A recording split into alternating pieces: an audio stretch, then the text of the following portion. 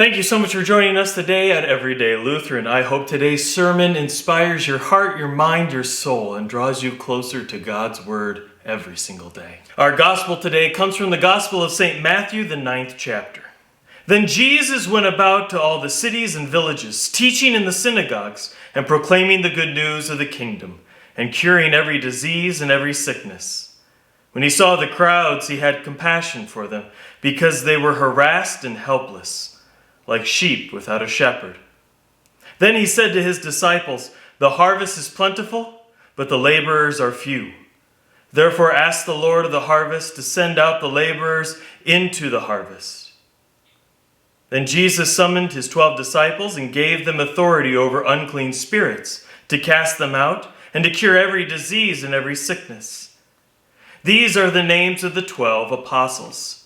First, Simon, also known as Peter, and his brother Andrew, James, son of Zebedee, and his brother John, Philip, Bartholomew, Thomas, Matthew the tax collector, James, son of Alphaeus, and Thaddeus, Simon the Cananean, and Judas Iscariot, the one who betrayed him. These 12 Jesus sent out with the following instructions. Go nowhere among the Gentiles, and enter no town of the Samaritans, but go rather to the lost sheep of the house of Israel. As you go, proclaim the good news. The kingdom of heaven has come near. Cure the sick, raise the dead, cleanse the lepers, cast out demons. You received without payment, give without payment.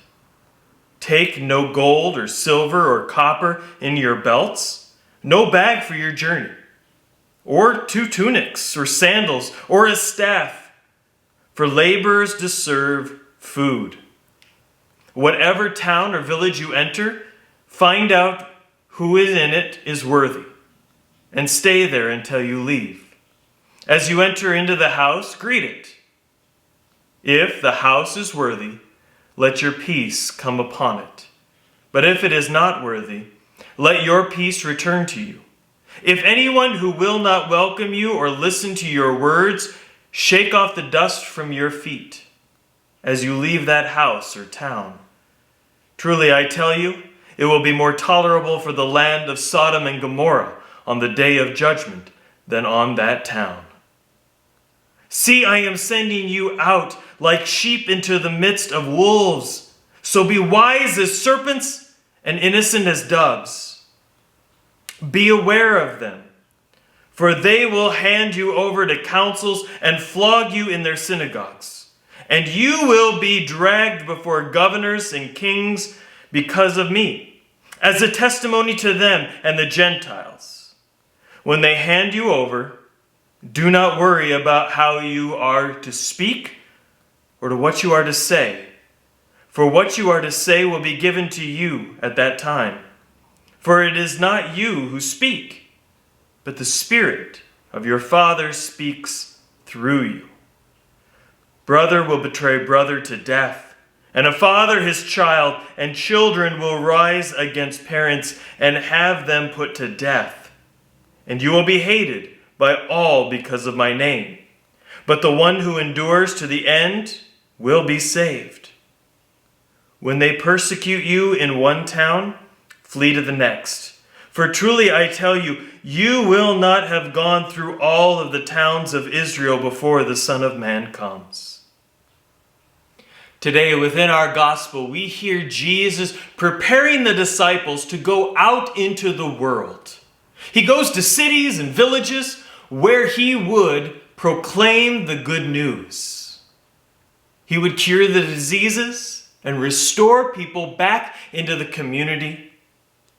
When he saw crowds, he had compassion for them because they were harassed and helpless, like sheep without a shepherd. It was these crowds that gathered together who were fearing being oppressed by the Roman authority.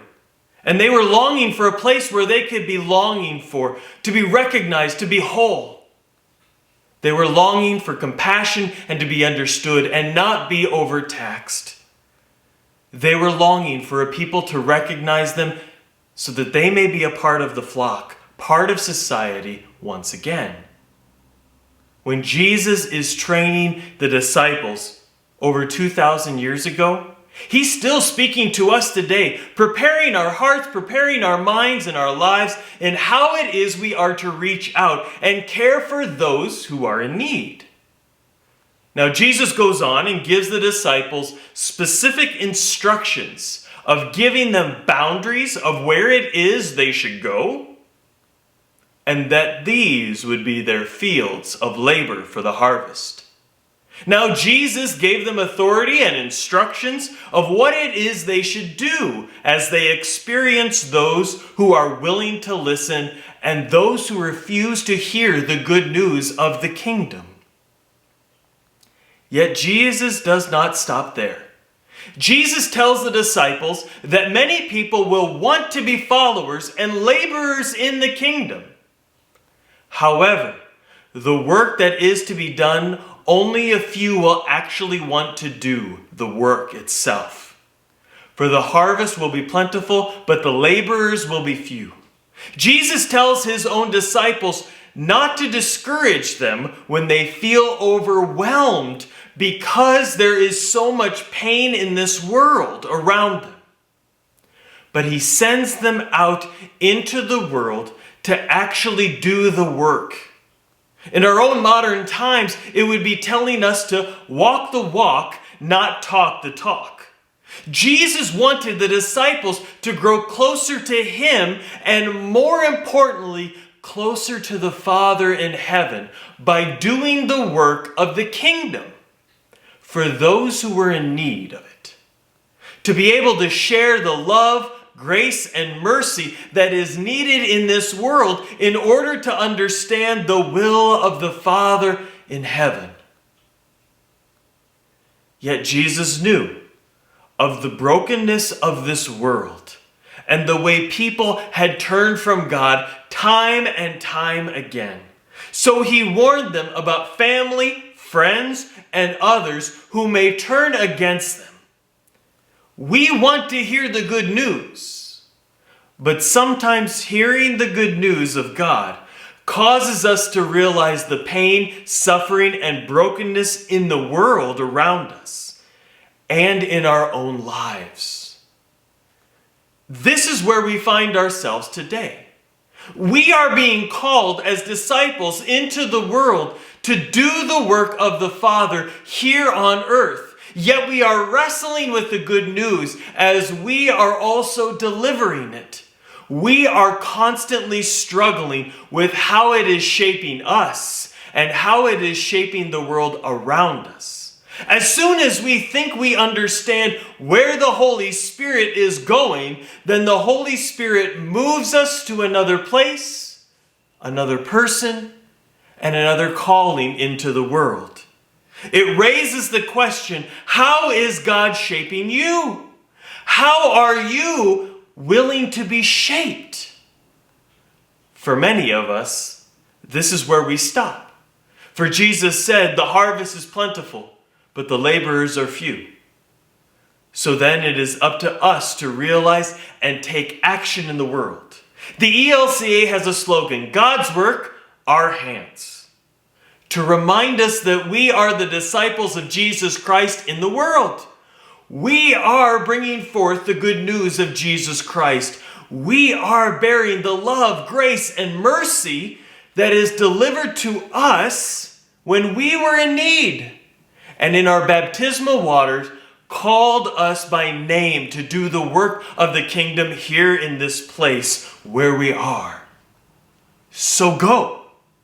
Do the work that Jesus Christ is calling you to do. Hear the good news and be shaped by it. And now share it with others who are in need. Amen. If you enjoyed today's sermon, I invite you to please subscribe to the channel. And don't forget to also share this message with others.